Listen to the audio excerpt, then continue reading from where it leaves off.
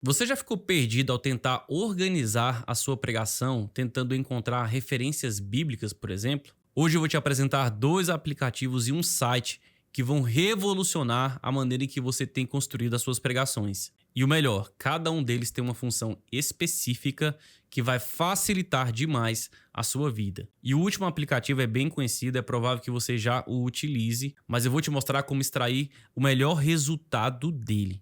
Se esse vídeo te interessou, fica aqui comigo, já deixa seu like e vamos lá.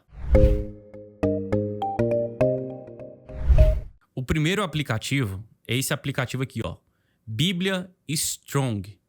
Primeira coisa que você tem que saber, esse aplicativo não tem para iOS, só funciona no Android, mas ele tem em versão para computador. A Bíblia Strong funciona mais ou menos como um dicionário.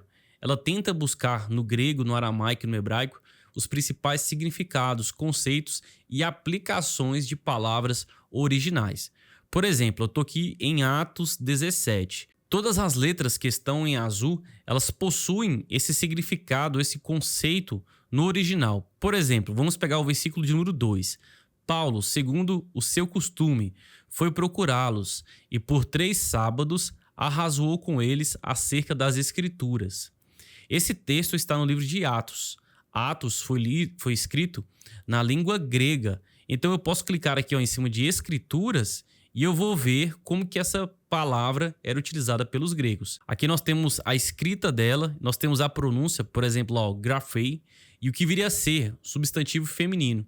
Temos os seus significados, ó, uma escrita, coisa escrita, as escrituras, usadas para denotar o próprio livro ou o seu conteúdo, e também nós temos as notas, que explica geralmente como essa palavra era utilizada. Além disso, nós temos aqui a concordância. O que é a concordância? É onde essa palavra escritura ou grafei aparece ao longo da Bíblia, né, no Novo Testamento, especificamente, porque o Antigo Testamento foi escrito em hebraico. E aí tem para tudo. Nós podemos mudar o livro aqui também, ó. Vamos pegar uma palavra em hebraico, por exemplo, ó, Gênesis capítulo 2, versículo 7. Então formou o Senhor Deus ao homem do pó da terra, e lhe soprou nas narinas o fôlego de vida, e o homem passou a ser uma alma vivente. Vamos ver como que era alma para o hebreu. Aqui aparece a palavra, a pronúncia dela é nefesh, e ela significa alma, vida, criatura, pessoa, e aqui tem as suas notas.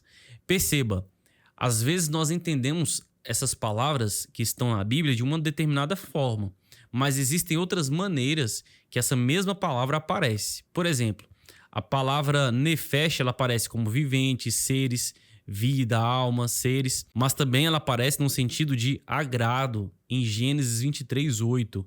Ela também aparece no sentido de pessoas em Gênesis 36:6. Ela também aparece no sentido de comer em Êxodo 12:16. O que eu quero dizer com isso? Que esse tipo de concordância vai nos mostrar que algumas palavras elas têm significados ou aplicações ligeiramente diferentes daquilo que nós temos no português. E quando a gente pesquisa essas concordâncias, nós vamos encontrar aplicações diferentes. Eu fui intencional nessa palavra nefesh para mostrar para vocês como que esse aplicativo é significativo e como que ele pode abrir a nossa mente para entendimentos diversos. Por exemplo, para o judeu, o conceito de alma tem 3 estágios: o neshama, o nefesh e o ruah. E todas essas aplicações ou esses estágios são extremamente significativos para os judeus.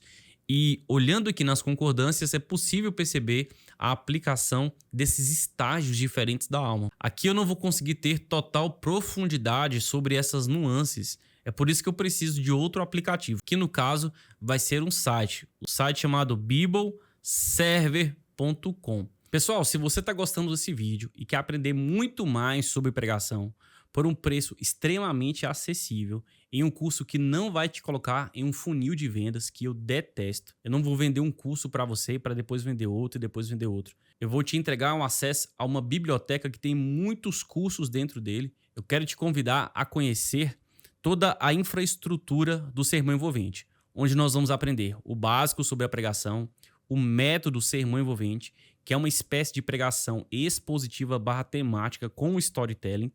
nós vamos também ver alguns exemplos de sermões históricos importantes, como aqui Quase Cristão e Pecadores nas Mãos de um Deus Irado. Nós temos um curso completo de storytelling e nós também temos aqui um curso inicial chamado Sermão Completo, onde eu vou te ensinar a melhor técnica possível para pregadores iniciantes começarem a pregar com extrema clareza, progressão e coerência. Em 3 aulas apenas eu ensino isso. E tudo isso por qual preço, Matheus? R$ 49,99 uma única vez. Pagou, o curso é seu durante 1 ano. Se faz sentido para você, eu quero te convidar a clicar aqui no link abaixo desse vídeo. Vamos voltar para a aula. Nesse site aqui nós temos novamente uma Bíblia. E eu vou pesquisar essa passagem, ó, Gênesis 2, versículo 7. Basta escrever, pesquisar e ela vai aparecer aqui para mim. Então, o Senhor Deus formou o homem do pó da terra e soprou em suas narinas o fôlego da vida e o homem se tornou um ser vivente.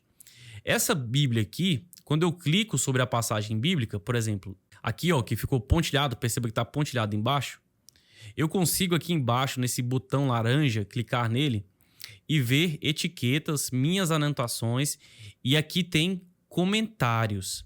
Quando eu clico sobre o comentário, nós temos 4 comentários bíblicos aqui, totalmente gratuitos. Às vezes você está querendo comprar um comentário bíblico e está sem grana, aqui nós temos 4 comentários bíblicos gratuitos. Nós temos o comentário do James Fawcett Brown, do Matthew Henry, do Scofield Reference Notes e do Treasury of Scripture Knowledge. Me desculpe o meu inglês, tá bom? Mas vamos pegar aqui do Jameson Fawcett Brown, que eu gosto bastante. Quando eu clico sobre ele, vai aparecer aqui para mim em inglês. Mas não temas, todo celular tem a função aqui dos 3 pontinhos. Eu clico sobre ele e venho aqui em traduzir. Quando eu clico em traduzir, aqui vai ter o comentário bíblico do James Fawcett Brown. Por exemplo, ó, soprou em suas narinas o fôlego da vida. Não que o Criador tenha literalmente realizado esse ato, mas a respiração sendo o meio e o sinal da vida, esta frase é usada para mostrar que a vida do homem se originou de uma maneira diferente do seu corpo, sendo implantada diretamente por Deus. E, portanto, na nova criação da alma, Cristo soprou em seus discípulos. Nós temos um comentário que aprofunda o entendimento que nós buscamos lá na Bíblia Strong, mas ainda não foi suficiente para esse caso específico. Para vários outros casos, isso aqui será suficiente para você já encerrar a sua pesquisa. Mas nesse caso aqui, eu estou sendo intencional, não foi suficiente. E aí você pode falar assim, Matheus, como é que eu vou pesquisar agora? E aí nós vamos para o nosso terceiro aplicativo. Mas antes de te falar que aplicativo é esse, eu quero te pedir, se inscreva nesse canal. É muito importante. Olha a quantidade de aprendizado que você está tendo aqui com esse vídeo totalmente gratuito e que com certeza vai te ajudar demais a criar suas pregações. Beleza? Vamos lá para o terceiro aplicativo, muito conhecido, ChatGPT. Vamos começar uma nova conversa aqui. Muitas pessoas utilizam o ChatGPT para pedir uma pregação e eu não concordo muito com esse uso. Por exemplo, ó, crie uma pregação em Gênesis 2, verso 7 sobre a alma. Olha só a resposta que ele vai me trazer. Olha só, nesse tópico aqui, a criação do homem. Eu vou pular aqui ó, para o segundo parágrafo. Vamos ler? A alma é o centro de quem somos, nossos pensamentos, emoções e principalmente nossa ligação com o espiritual. Ela não é visível, mas é eterna. Enquanto o corpo retorna ao pó, a alma continua a existir. Isso nos mostra que a vida humana não é apenas biológica, mas também espiritual. Nossas existências têm um propósito eterno. Perceberam que ele criou uma pregação muito normal, muito tranquila, com vários tópicos aqui? Porém, existem certas limitações nesse ChatGPT, quando você utiliza ele dessa forma, pedindo pregações prontas. Mas e quando nós utilizamos eles como uma fonte de pesquisa, como uma fonte de referência? Por exemplo, ó, como o judeu enxerga o Nefesh, citado em Gênesis 2:7. Percebeu? Aquele texto está escrito em hebraico. Lá aparece a palavra Nefesh. Como que o judeu enxerga esse texto de Gênesis 2:7? Olha só como essa pergunta aqui vai trazer uma resposta muito melhor. Eu nem vi a resposta ainda, mas eu sei que vai ser uma resposta melhor. Vamos ver? Olha só. No judaísmo, o termo nefesh, mencionado em Gênesis 2:7, carrega um significado profundo e multifacetado, frequentemente traduzido como alma vivente. Porém, sua interpretação vai além da ideia ocidental de alma como algo puramente espiritual. Olha, a visão do judeu sobre a alma não é como a visão que nós temos, uma visão ocidental, fruto da interferência da cultura greco-romana. Ou seja, para os judeus, o nefesh é uma expressão abrangente que se refere à vida em sua totalidade, física, emocional, espiritual e existencial. Olha, nefesh como a vida e ser integral. Nefesh como fonte de desejos e emoções. Olha o que diz o texto lá em Salmos 42, versículo 1. Como a corça suspira pelas correntes das águas, assim suspira a minha alma, nefesh, por ti, ó Deus. Aqui nefesh é o centro da sede espiritual e emocional. Nefesh como conexão com Deus. Nefesh no contexto da vida e da morte.